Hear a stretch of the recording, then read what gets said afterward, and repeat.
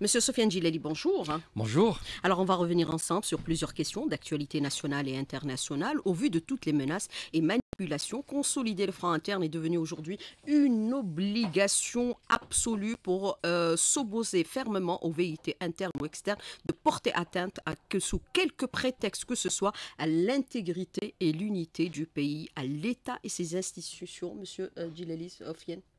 Oui, encore une fois, bonjour à tous les auditeurs. Permettez-moi juste de faire mes condoléances au peuple marocain, vu qu'il vit actuellement un drame incommensurable. Donc, mes condoléances. Un front interne, oui. Maintenant, il s'agit de savoir quoi en faire et comment le faire. Si il s'agit de s'inscrire dans les règles de fonctionnement normal d'un pays, d'un État souverain qui défend son unité, sa liberté, sa prospérité, il n'y a pas de doute. Mais si c'est au nom de ces principes-là qu'il faut s'aligner systématiquement sur une idée unique, là, ça devient problématique. Donc, oui, je pense que l'ensemble de la classe politique et au-delà de la société politique, donc société civile, personnalités et autres, je pense que ceux qui sont en Algérie, qui défendent les intérêts de l'Algérie, il n'y a pas de doute que nous sommes tous engagés pour que cette Algérie-là devienne un pays prospère qui offre à ses enfants l'opportunité de se développer, de réussir dans la vie et de voir un avenir que nous construisons et que nous construirons main dans la main. Mais au vu de toutes les menaces actuellement géopolitiques, ceci vise à renforcer la cohésion nationale et une mobilisation collective pour protéger le pays contre toutes les attaques, quelle que soit son origine. Mais comment aujourd'hui, par exemple, Monsieur Djilali Sofiane, puisque nous avons vu que plusieurs initiatives sont en train d'émerger, les partis politiques vont pouvoir mobiliser, eux qui ont carrément, depuis quelque temps, déserté le terrain. Qu'est-ce qu'il y a lieu de faire pour récupérer bien sûr, cet espace qui est le leur? Oui. Vous savez, on ne peut pas juger de la classe politique algérienne en faisant abstraction de tout ce qui se passe dans le pays depuis plusieurs années. L'Algérie est rentrée dans le multipartisme par effraction en 1989, après les célèbres émeutes du 5 octobre 88. Mais depuis, il n'y a pas eu une construction réfléchi de ce que peut être un multipartisme qui participe à la vie politique. Nous sommes restés pendant très longtemps, bien sûr la première décennie qui avait vu surgir les démons du terrorisme, mais sur les années 2000, pendant 20 ans, il n'y a pas eu une volonté de construire un véritable multipartisme. C'était plus une volonté d'utiliser des instruments politiques au bénéfice d'un régime qui était en place. Depuis le Hirak, on est rentré dans une autre phase et il est clair qu'aujourd'hui, en 2023, nous n'avons pas encore atteint une phase où les partis politiques sont considérés comme des institutions qui ont les moyens de fonctionner et qui construisent l'état de droit et la démocratie. Il y a des choses à revoir et là, un grand débat national mériterait d'être ouvert. Alors justement, j'allais vous poser la question, comment fédérer autour de ces principes? Faut-il un débat national authentique, Monsieur Djilali Sofiane, sans idées préconçues, sans calculs électoraux également? Oui, c'est exactement les termes que j'avais employés dans un entretien avec un média algérien. On est arrivé à un moment où, si vous voulez, les Algériens se posent des questions maintenant sur leur avenir, sur l'avenir de leur pays, sur ce qu'on peut faire dans ce monde-là qui est en plein bouleversement. Tout le monde voit bien qu'il y a quelque chose qui se déroule dans le monde. C'est une planète en effervescence. Les centres de déstabilisation se retrouvent maintenant dans plusieurs zones, plusieurs régions dans le monde, au nord de l'Europe, au Proche-Orient, en Afrique. Et ça, c'est sur les conflits directs entre plusieurs pays. Mais il y a aussi les graves perturbations climatiques, il y a l'horizon du déclin de la production des hydrocarbures dans le monde et donc la transition énergétique, Donc, il y a les problèmes démographiques. Autant dans le monde développé, il y a une dénatalité extrême avec une baisse maintenant de la démographie. Autant en Afrique, au contraire, il y a une augmentation très importante de la natalité. Donc, ces problèmes-là, on doit les considérer, les prendre à bras-le-corps et savoir où situer l'Algérie. Qu'est-ce qu'on doit faire? Parce qu'aujourd'hui, on s'aperçoit bien que il est vrai qu'on a dépassé un certain nombre de problèmes structuraux, mais d'autres sont encore devant nous. Quelle économie mettre en place? Quelle organisation institutionnelle efficace à encourager? Comment interagir entre les partis politiques, les citoyens et l'État? Quelle éducation donner à nos enfants? Comment se fait-il qu'aujourd'hui, on ait une diaspora aussi importante à l'étranger, mais qu'on n'arrive pas à intégrer dans le fonctionnement du pays alors qu'elle est normalement disponible et qu'elle a beaucoup de moyens? Comment se fait-il que nos enfants sont tous préparés à aller à l'étranger dès qu'ils atteignent un âge de maturité? Pourquoi n'ont-ils pas devant eux un horizon ouvert où ils peuvent s'épanouir dans leur pays? Il y a beaucoup de questions de fond à poser et un débat national serait plus que le bienvenu. Je pense que c'est une nécessité aujourd'hui. Il faut qu'on sache où mettre les pieds à l'avenir.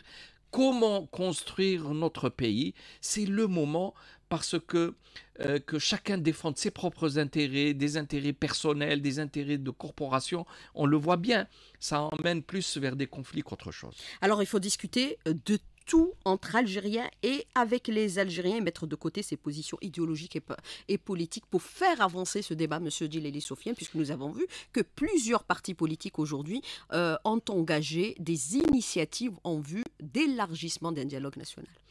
Oui, il ne s'agit pas de dire aux gens mettez de côté vos convictions et discutons. On ne peut pas le faire de cette façon-là.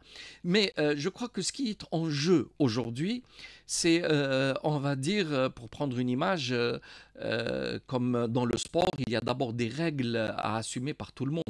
Vous entrez sur un terrain de foot, il y a le hors-jeu, il y a le penalty, il y a la touche, etc. Donc ce sont des règles générales.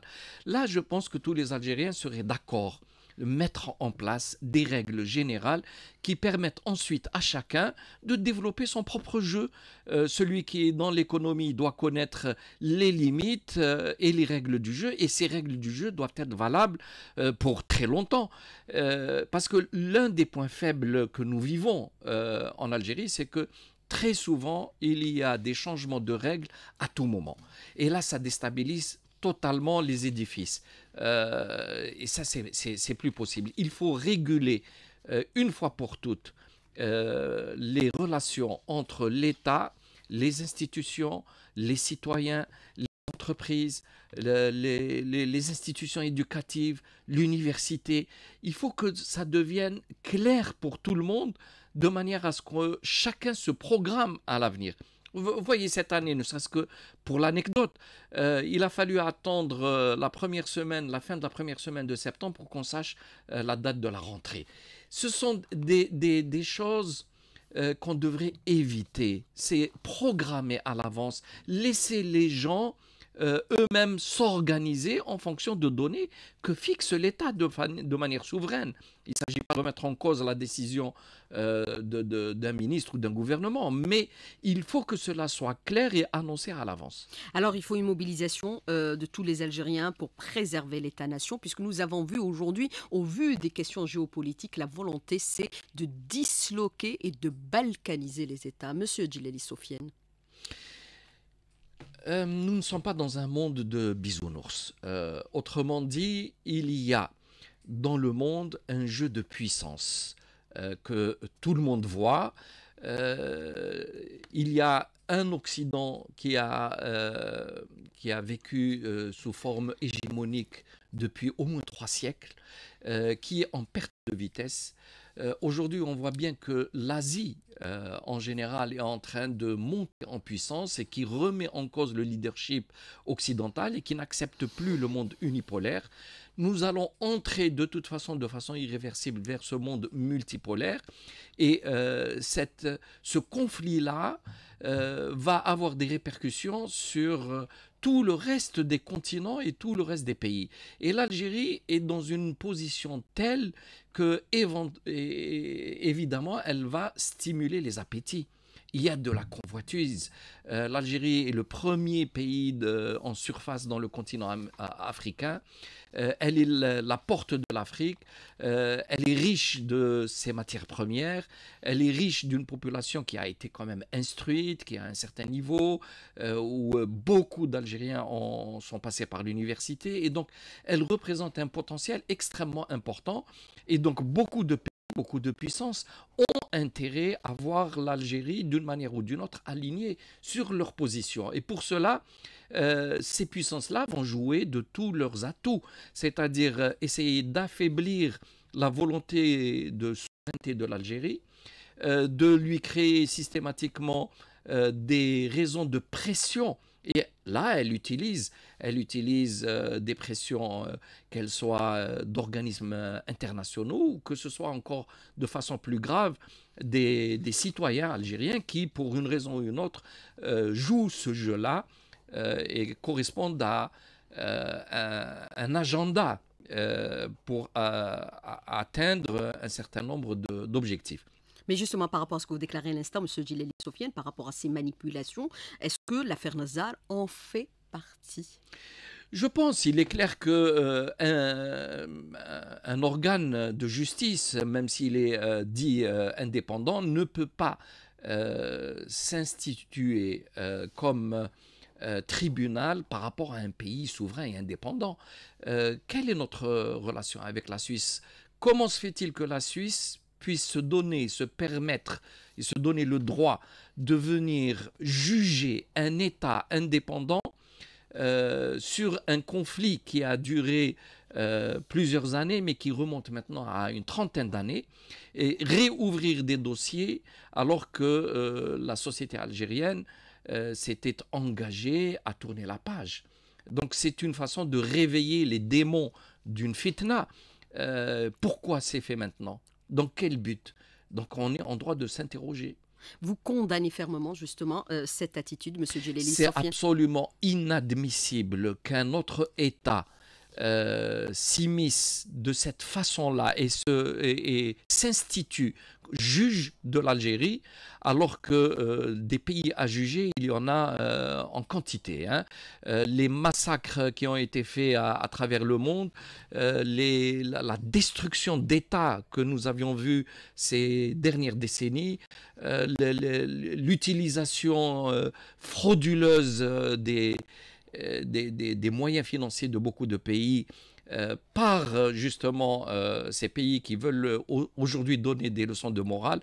Il y a beaucoup de questions à se poser et ça c'est de toute façon la conclusion est que l'Algérie n'a pas de compte à rendre à aucun de ces pays-là, d'autant plus qu'ils hébergent des gens au profil très douteux. Alors, la volonté aujourd'hui, ou y a-t-il une volonté de relancer le débat que nous avons déjà dépassé de qui tue qui? Monsieur Djilali Sofiane par bien sûr cette affaire qui est relancée aujourd'hui par un magistrat suisse. Oui, mais le danger est là, c'est que l'Algérie a traversé les années 90 de manière extrêmement pénible, difficile. Il y a eu beaucoup de morts, et ça c'est l'histoire qui dira exactement les faits, les interprétera. Mais il est clair aussi que l'Algérie en était sortie vainqueur de ce conflit qui a mené quand même à des drames terribles. Maintenant, essayer de rouvrir ces cicatrices de relancer de nouveau ce conflit entre les Algériens. Parce que, bien entendu, tout de suite, vous allez avoir des franges de la population qui va dire il est bon de juger les anciens responsables de l'État, et d'autres franges de la population qui va dire absolument pas. Et donc, de nouveau, on va rentrer dans une polémique qui risque de réveiller des blessures, et cela est très grave. Comment se fait-il donc qu'un pays qui se dit un pays des droits de l'homme relance-t-il ces conflits, ces polémiques et ces risques de dérapage dans un autre pays souverain? C'est pourquoi il faut la mobilisation des partis politiques pour faire face à ces velléités de déstabilisation. Monsieur Djilali Sofiane, rapidement sur la dernière question. Je pense que la majorité des Algériens sont conscients. Ils ont vu ce qui s'est passé dans les pays voisins. Ils ont vu quel était le discours avec lequel les pays ont estimé qu'ils voulaient défendre les droits de l'homme, la démocratie, défendre les intérêts de ces peuples, parce que comme ces peuples ont de beaux yeux, et pour ces beaux yeux-là, l'Occident avait décidé de les aider. Mais en fait, en bout de course, on a vu ce qui s'est passé en Libye, ce qui se passe en Syrie, ce qui s'est passé au Yémen, etc. Et donc, je crois que les Algériens sont réellement vaccinés et savent très bien de quoi ils peuvent en retourner. Et ils ont vu aussi que ni Bush, ni Tony Blair, ni Sarkozy n'ont été poursuivis. C'est la fin de cette première partie de l'invité de la rédaction. Sofiane Djilali, merci. Restez avec nous. On revient dans un tout petit moment. À tout de suite. Président de Djidjadid. Monsieur Sofiane Djilali, je voudrais revenir avec vous sur plusieurs aspects pour cette deuxième partie de l'invité de la rédaction. Vous avez déclaré récemment dans une interview que l'Occident a gravement détérioré lui-même son image auprès de ce qu'on appelle aujourd'hui le Sud global, qui refuse bien sûr cette hégémonie occidentale et a provoqué chez lui un réflexe d'autodéfense préventive. C'est ce qui se produit actuellement en Afrique avec ce rejet massif du néocolonialisme, l'Afrique aux Africains. Monsieur Djilali Sofiane. Oui, c'est clair. Je l'ai dit tout à l'heure, depuis 3 siècles au moins que l'Occident domine le monde. Il ne faut pas oublier que ce 20e siècle, il y a juste quelques décennies, l'Occident régnait sur l'ensemble des continents. Pratiquement tous les pays subissaient un colonialisme direct ou indirect, l'Afrique en entier et même une très grande partie de l'Asie. Or, le reflux actuel de l'Occident, par ses choix, et il a opéré des choix, pensant se délester par exemple de tout le processus de production, et il a pensant créer des ateliers ailleurs sur le continent asiatique en particulier, et qu'il allait bénéficier d'une rente à l'infini. Grâce à la monnaie, grâce au système financier dans le monde, et puis grâce aussi à la plus grande armée au monde, hein, la plus grande puissance. Malheureusement pour lui, petit à petit, il y a de nouveaux pôles de puissance qui se créent et qui rééquilibrent tout ce monde-là. Et à l'évidence maintenant, des pays qui ont subi beaucoup trop longtemps une hégémonie qui était impitoyable, la rejettent maintenant. Ils ne veulent plus que leur propre richesse, que leurs propres enfants, que leur propre avenir soit mis à la disposition de l'Occident. Et forcément maintenant, l'image de l'Occident en général auprès de ces peuples est une image très dégradée. Alors, cette question nous amène à parler, bien sûr, de ce qui se produit actuellement au niveau du continent africain, bien sûr, par rapport à nos frontières qui sont complètement en ébullition. Nous l'avons vu à travers, bien sûr, tout notre territoire, au niveau du Sahel, par rapport à ce qui se produit, que ce soit au Mali, au Niger. La non-ingérence des pays occidentaux dans les affaires des Africains, c'est important dans le contexte actuel, puisque nous avons vu ce rejet massif. Le règlement doit se faire par des voies diplomatique et pacifique, Monsieur Djilali Sofiane, pour préserver bien sûr l'intégrité de ces pays, puisque nous avons vu que l'intervention militaire n'a pas donné des résultats, et on le voit à travers bien sûr ce qui s'est produit au Moyen-Orient et également en Libye, à nos frontières. Non, les interventions militaires, quand elles sont faites, c'est juste pour maintenir en place l'ordre actuel des choses, c'est-à-dire une domination sans discontinuité, une domination nette et claire des pays, des puissances par rapport aux pays du tiers-monde en général. Donc, que les Africains aujourd'hui réclament leur autonomie, leur indépendance, c'est naturel. Maintenant, est-ce que nous sommes... Indépendance économique. Indépendance économique, puisque l'indépendance politique est factuellement déjà en cours, mais en réalité, ces pays-là n'ont pas toutes les marges de manœuvre pour développer leur propre économie et de bénéficier de leur propre richesse. Et tout l'enjeu est là. Est-ce que ces pays vont pouvoir se désengager de l'emprise qui s'opère sur eux de la part de ces pays ou non? C'est là le point d'interrogation. Alors, une question d'actualité également, Monsieur Sofiane Djilali. L'Algérie, de par ses positions et ses principes pionnières du non-alignement, déjà durant la guerre de libération nationale et à l'indépendance, avec bien sûr le discours du feu président Houari Boumedienne aux Nations Unies, la non-adhésion de l'Algérie aux BRICS, pour vous, c'est un mal pour un bien. C'est votre déclaration pour repenser par la force du travail notre économie. Notre économie, on doit la bâtir nous-mêmes, Monsieur Djilali Sofiane, puisque vous avez déclaré aussi que nous avons d'énormes gisements et des potentialités qui peuvent nous faire de nous une force régionale. Oui, le refus ou la non-adhésion au BRICS à Johannesburg a montré quelque chose et que l'Algérie n'était pas encore prête pour intégrer un regroupement aussi important. En réalité, nous avons tout le potentiel économique et le potentiel en ressources humaines pour y accéder. Malheureusement, depuis maintenant une vingtaine d'années, l'Algérie ne s'est pas préparée convenablement. Nous avons par exemple un PIB autour de 190 milliards de dollars par an, alors que notre qui est relativement appréciable également, Monsieur Djilali Sofiane, il faut le souligner. Par rapport à nos moyens, on devrait être aux alentours de 400 ou 500 milliards de dollars. Voilà à peu près le niveau, le potentiel de production. Et c'est pour ça que nous avons besoin maintenant de revenir sur nous-mêmes, de nous interroger sur ce que nous faisons, comment nous nous organisons, comment nous investissons, comment nous développons, déployons une stratégie de construction économique. Tous ces problèmes-là doivent être posés clairement. Et c'est là où ce débat national doit intervenir. On doit aller vers le fond des choses. Il faut mettre en adéquation la formation avec l'investissement avec des choix clairs sur le plan économique.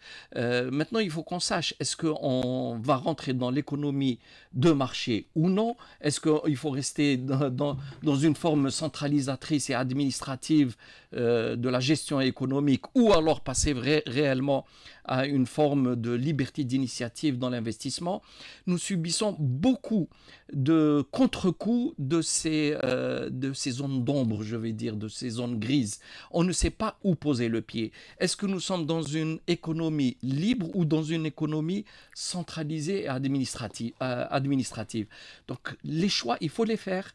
Et on ne peut pas rester comme ça entre deux chaises. Et c'est une responsabilité collective qui incombe à tous les Algériens sans exclusion aucune, puisque nous avons vu que certaines parties se sont délectées par rapport à la non-adhésion de l'Algérie au BRICS, imputant bien sûr cette responsabilité à un individu, une personne, alors que c'est l'ensemble qui concerne. On parle de l'Algérie, on ne parle pas d'individus. Monsieur. Non, il est clair qu'il est impossible d'imputer la responsabilité à une seule personne, aussi importante soit-elle. Il ne s'agit pas ici de faire le procès de quiconque. C'est l'Algérie qui doit faire son introspection. Nous fonctionnons tous sur un modèle qui a ses racines dans l'histoire de l'Algérie. À l'indépendance, il faut se rappeler que la majorité de la population était dans un état de dénuement total, qu'il fallait construire l'État algérien, donc il fallait centraliser le pouvoir politique. Il y a eu un passage pendant les années 70 où il a fallu former les Algériens, etc. Maintenant, nous avons pris de mauvais plis. Essentiellement, nous vivons très souvent sur les subventions. sur la rente, sur la répartition et sur le soutien presque illimité de l'activité sociale et économique. Je crois qu'il faut en changer de sortir modèle. maintenant. Il faut Même le changer président de l'a dit modèle. déjà. Il faut changer de modèle. Il faut débureaucratiser l'économie. Il faut ouvrir maintenant le jeu à l'investissement, à commencer par les nationaux. Il faut sécuriser les investisseurs. Il faut stabiliser les règles du jeu. Il faut laisser les entrepreneurs, les chefs d'entreprise, les hommes d'affaires faire leur métier. Et leur métier, c'est d'abord et avant tout, leur motivation, c'est de gagner l'argent. Je rappelle qu'en Chine, à la mort de Mao, Deng Xiaoping avait dit aux Chinois, enrichissez-vous. Parce qu'il savait que pour faire décoller la Chine, il fallait injecter énormément d'énergie, il fallait injecter cette motivation, cette volonté de construire. Un chef d'entreprise travaille 18 heures par jour, mais un fonctionnaire à qui on confie des milliards peut fonctionner 4 heures ou 5 heures par jour. Et donc, il faut savoir faire les choix, apporter les bons arguments, en débattre, prendre des décisions et engager le pays dans un modèle qui soit viable et efficace pour qu'on sorte du marasme dans lequel nous sommes. Et bien sûr, le discours du président de la République va dans cette direction. Il a appelé les hommes d'affaires à s'enrichir, mais s'enrichir loyalement et honnêtement. On Bien doit évidemment, travailler... parce que sur ce plan-là, il faut dire aussi que pendant trop longtemps, les hommes d'affaires n'étaient plus des hommes d'affaires qui investissaient, c'était de la prédation. Et la prédation est absolument à proscrire. Donc des règles et des lois à faire appliquer de manière impitoyable, mais des règles sensées, un niveau d'imposition réaliste. Il faut faire fonctionner l'administration en cohérence avec l'objectif de construire le pays et non pas de créer des obstacles. Aujourd'hui, la bureaucratie à tous les niveaux... Ou de s'enrichir et de transférer. La bureaucratie à tous les niveaux vit aux dépens des Algériens qui travaillent. Et il y a un grave problème, que ce soit dans les règles ou en dehors des règles, ce qui se voit très, très souvent. La corruption est un phénomène qui a gangréné le pays. Alors, on doit travailler plus et davantage, ne compter que sur nous-mêmes, Monsieur Djilali Sofiane, dans le contexte actuel, puisque nous avons vu aujourd'hui que nous devons construire une économie émergente et nous avons les potentialités pour atteindre cet objectif. Oui. Dans le domaine des relations... Tout n'est pas noir. Dans le domaine des relations internationales, il n'y a pas d'amis, il y a des intérêts. Et l'Algérie doit défendre ses intérêts. Et personne ne viendra construire l'Algérie à notre place. Que ce soit un pays ami ou un pays partenaire. Chacun cherche ses intérêts. À nous de savoir où sont nos intérêts et de bien travailler. Et il n'y a aucun résultat sans le travail. Pour paraphraser un célèbre réalisateur de cinéma dans les années 70, qui disait que pour faire un bon film, il y a 3 choses. C'était le scénario et le scénario. Pour faire une bonne économie, il faut le travail, le travail et le travail. Alors, on a vu aussi les détracteurs de l'Algérie se déchaîner. Il y a eu un véritable déferlement de haine. Comment vous considérez, bien sûr, cette position? Est-ce que c'est une volonté aussi de saper le moral des Algériens, monsieur Djilali Sofiane, leur faire un peu douter de leur État et de leurs institutions et de leurs capacités, parce que rien n'a été épargné? Non, parmi ces détracteurs, il y a bien sûr ceux qui veulent jouer d'une manière ou d'une autre sur une pression, une forme de chantage sur l'État algérien. Mais ce qui est malheureux, c'est qu'il y a une frange d'Algériens, en particulier certains qui sont de l'autre côté des frontières, et je pense qu'ils réagissent soit par névrose. Il y a certains qui sont vraiment, qu'on peut qualifier de psychopathes, mais surtout par appât du gain. Et on le voit, l'argent passe avant tout. Et ça, c'est vraiment malheureux, parce qu'on peut faire de l'opposition, on peut critiquer un gouvernement, on peut critiquer des choix politiques, mais on ne doit pas s'attaquer quand même à l'essence même de son pays, à sa nation, aux intérêts fondamentaux du pays. Or, on le voit beaucoup trop souvent, il y a des Algériens qui sont prompts à défendre même les plus grands ennemis, quels que soient les actes répréhensibles qu'ils font, mais ne disent pas un mot juste par rapport à l'Algérie. Alors, je voudrais revenir aussi avec vous sur une question d'actualité. Le Maroc frappé par un fort séisme, l'Algérie propose son aide.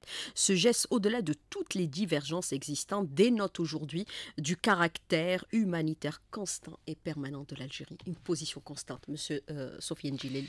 Oui, vous savez, ça me rappelle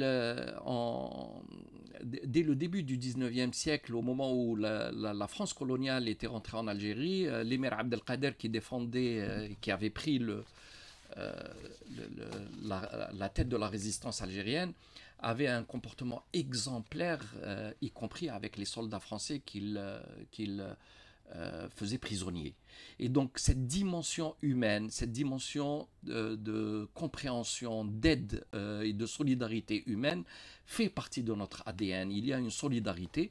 Et lorsque un peuple est touché, même si nous avons un différent au niveau des États ou des gouvernements, il reste que l'Algérie a toujours démontré cette promptitude à être solidaire avec ses peuples. On l'a vu pour le Sahara occidental, pour la Palestine, pour de multiples pays en Afrique, surtout dans les années 70, lorsque ces pays luttent pour leur indépendance. On le voit aussi lors du séisme en Turquie, en Syrie et aujourd'hui au Maroc. C'est un geste légitime qu'il faut saluer.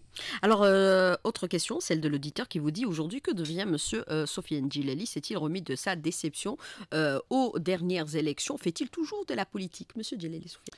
Bon, j'imagine que cet auditeur ne suit pas très très bien l'actualité, mais nous avons des activités politiques sans discontinuité depuis 2021, depuis l'épisode dont il fait mention, c'est-à-dire les dernières élections législatives. Donc non, on n'a pas abandonné le terrain, nous travaillons normalement et je pense que c'est aussi les occasions, à l'occasion des événements qui démontrent que nous sommes toujours là. Alors, êtes-vous prêt aussi à adhérer aux initiatives lancées par les partis politiques pour, bien sûr, un front commun, Monsieur Djileli Sofiane, renforcer le front commun? Nous sommes tout à fait ouverts à tout dialogue, qu'il se déroule à l'intérieur de l'opposition ou dans la classe politique plus globalement ou en rapport avec l'État. Nous avons accepté le dialogue depuis le moment où les autorités nationales avaient décidé de l'ouvrir. Donc nous sommes toujours sur cette voie-là. Maintenant, il s'agit à chaque fois de mettre en place le cadre de ce dialogue. Il ne s'agit pas de faire simplement un show ou juste pour le plaisir de dire que nous sommes là, mais il faut aller au fond des questions. Donc à chaque cadre, ses règles et son contenu. Mais avez-vous des propositions pour un renforcement du front interne, Monsieur Djileli Sofiane, si vous allez adhérer avec des propositions? Les avez-vous? Non, bien sûr qu'on a des propositions à faire, mais c'est des propositions qui se font, ça dépend à quel niveau. À l'Assemblée nationale, faire des propositions au président de la République, faire des propositions en commun à discuter avec les partis politiques, tout cela peut se faire. L'essentiel est que toute cette classe où toute cette société politique s'engage pour l'intérêt du pays. Alors, autre question de l'auditeur qui vous dit comment qualifiez-vous aujourd'hui les attaques que subissent certaines institutions de la République, notamment la présidence de la République et également le ministère de la Défense nationale, le MDN. Monsieur Djileli Sofiane. Oui, bon, je crois qu'on a abordé la question. Il est évident que maintenant, on veut affaiblir le pays pour des raisons En touchant à ces d'intérêt. institutions Bien sûr, en névralgiques. sachant que pour des raisons aussi tout à fait compréhensibles, l'armée algérienne est la colonne vertébrale de l'État algérien. L'État algérien s'est construit à partir de 62 sur la base de l'ALN qui est devenue l'ANP. Qu'on soit d'accord ou pas d'accord sur ce processus historique, il est là, il faut faire avec. Nous devons faire évoluer le pays. Il ne s'agit absolument pas de l'affaiblir ou de briser ses institutions essentielles. D'autant plus qu'on le voit dans le monde d'aujourd'hui, un pays qui n'a pas une capacité de défense importante est très rapidement laminé. Il peut être très, très facilement mis sous le coude. Et bien sûr, nous l'avons vu pour certains États et c'est tout récent. Alors, la réforme de la loi sur les partis politiques, c'est important dans le cadre actuel. Monsieur Djileli Sofiane, vos propositions, faut-il discuter en profondeur pour éviter les erreurs qui ont été commises par le passé? Et oui, on voit bien que ces derniers temps, les partis politiques piétinent. Il y a des difficultés à apparaître, d'où d'ailleurs la question de votre auditeur. Les médias sont dans une situation où on a l'impression que leurs marges de manœuvre sont limitées. Pourtant, vous êtes bien invité ce matin sur les ondes d'Alger. Ce matin, et d'ailleurs à ce sujet, plusieurs fois. Il faut le signaler, bien sûr, et remercier la chaîne 3. Mais je crois que l'hirondelle ne fait pas le printemps. Il faut qu'il y ait vraiment beaucoup de médias qui interviennent, qui ouvrent le débat, qui invite des politiques, même si le débat peut être contradictoire. Mais il faut qu'il y ait ces débats-là. Il faut qu'il y ait aussi des débats contradictoires avec des représentants du gouvernement. Il faut qu'il y ait peut-être cette contradiction avec des ministres. Il faut mettre sur la table les problèmes. Parce que essayer de dire systématiquement que tout va, ça discrédite réellement ce qui va bien. Parce qu'à force de nier ce qui va mal, eh ben, on ne peut plus défendre ce qui va bien. Alors que bien entendu, il y a des choses qu'on peut apprécier, qu'on peut applaudir. Et même par son discours, le président de la République met en exergue ce qui ne va pas. Alors, la loi relative aux partis politiques, vos propositions, M. Djellali Sofiane. Bon, il y a des propositions surtout relatives à la loi électorale en réalité, parce que jusqu'à présent, les partis politiques fonctionnaient de manière plus ou moins cohérente. Mais c'est le travail du parti politique, le soutien qui peut lui être donné, qui peut-être doit être remis en cause. Simplement, ce que j'ai vu de l'avant-projet de loi laisse à penser qu'il va y avoir un tour de vis. Et je ne pense pas que ça soit que ça aille dans le bon sens. Bon, j'espère que ce n'est qu'un avant-projet et que les discussions montreront de meilleures dispositions du gouvernement à plutôt assouplir les dispositions pour le travail des partis politiques. Alors, autre question de l'auditeur qui vous dit également, autre question qui est soulevée aujourd'hui, le président l'a maintes fois réitéré, cette résistance au changement est-elle réellement existante, M. Djellali Sofiane? Est-ce que l'Algérie est confrontée à de la résistance pour opérer les réformes nécessaires pour pouvoir émerger et rejoindre bien sûr les pays en voie de développement? Cette résistance a deux sources. Une source qui provient des gens qui sont déjà dans les arcanes du pouvoir, qui en ont bénéficié et qui ne veulent pas quitter le pouvoir et qui ne veulent pas changer de système parce qu'il y a une rente installée. La deuxième source, et c'est le conditionnement qu'a subi la population depuis maintenant des décennies. C'est-à-dire que dans notre imaginaire, dans l'imaginaire de l'Algérien, c'est à l'État de subvenir à tous les besoins de la naissance à la mort du citoyen algérien. C'est-à-dire c'est à l'État de ramener l'emploi, d'assurer le salaire, d'assurer un logement, d'assurer la subvention de tous les produits à consommer, etc. C'est de cet état d'esprit qu'il faut sortir. Il faut vers une mentalité où, au contraire, l'Algérien se sent responsable de lui-même, de son entourage. Ce qu'on peut demander à l'État, c'est de mettre en place des règles et des lois pour défendre tout le monde, que ce soit de manière transparente, que ceux qui ont les moyens de s'investir, de travailler, qu'on ne leur mette pas les bâtons dans les roues. Le reste, il faut laisser la société respirer, il faut laisser la société se développer. Et je suis sûr qu'aujourd'hui, il y a de telles capacités que l'Algérie peut se développer très rapidement. Et là, il y a des réservoirs importants de cette énergie-là chez les nouvelles générations, mais aussi chez beaucoup d'Algériens qui se trouvent à l'étranger. Et nous sommes dans une période où toute une partie de la diaspora algérienne a envie de revenir au pays, elle a envie de venir investir dans le pays, mais elle sent malheureusement qu'il y a beaucoup d'obstacles, il y a beaucoup de filtres.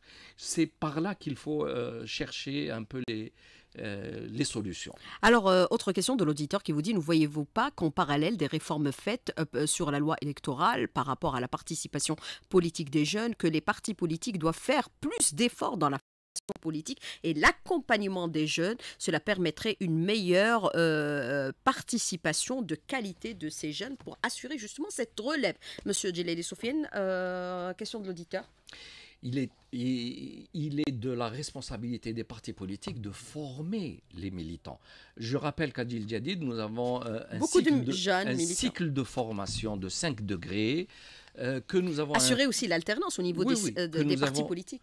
Que nous avons un conseil scientifique constitué de plusieurs commissions qui travaillent sur un peu tous les grands secteurs de l'économie, de l'éducation, etc. Et que, bien entendu, nous assurons l'alternance puisque le président du parti est astreint à être limité à 2 mandats à la tête du parti. Alors, autre auditeur qui vous dit aujourd'hui, cette résistance aussi s'affirme sur les réseaux sociaux par la manipulation des images pour, bien sûr, pousser le peuple à se révolter. Monsieur Djellali Soufiane, rapidement, un commentaire rapide. Oui, il faut être prudent par rapport aux images. Les réseaux sociaux, c'est une lame à double tranchant.